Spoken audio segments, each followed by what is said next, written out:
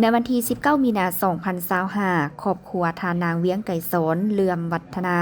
ได้นำปรินเตอร์จำนวน1เครื่อง มามอบให้สาวหนุ่มกลุ่มใหญ่การเมืองกระทรวงป้องกันความสงบ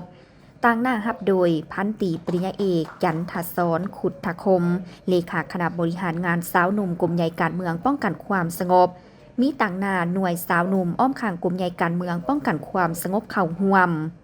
เครื่องที่นำมามอบในครั้งนี้มีจากปรินเตอร์1เครื่องมูลค่า6 ล้านกีบซึ่งแมนเป็นการประกอบส่วนสุกยูสวยด้านเวียกงานป้องกันความสงบก็คือเวียกงานของหน่วยสาวหนุ่มกลุ่มใหญ่การเมืองป้องกันความสงบให้มีความสะดวกสบายและว่องไวขึ้นกว่าเก่า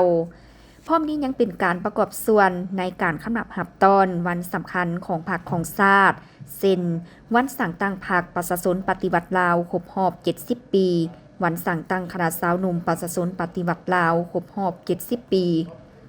วันสั่งตั้งกำลังป้องกันความสงบครบรอบ64 ปีและกองประชุมใหญ่3คันของพรรคให้มีบรรยากาศฟุดฟื้นโอกาสดังกล่าวพันตรีปริญญาเอกยันทศรขุทธคมได้มอบใบเกียรติคุณขั้นกรมใหญ่การเมืองป้องกันความสงบให้ครอบครัวทานนางเวียงไก่สอนเหลื่อมวัฒนาพร้อมทั้งกล่าวแสดงความขอบใจที่ได้นำเครื่องไส้ของการมามอบให้สาวหนุ่มกรมใหญ่การเมืองป้องกันความสงบในครั้งนี้และสัญญาว่าจะดูแลรักษา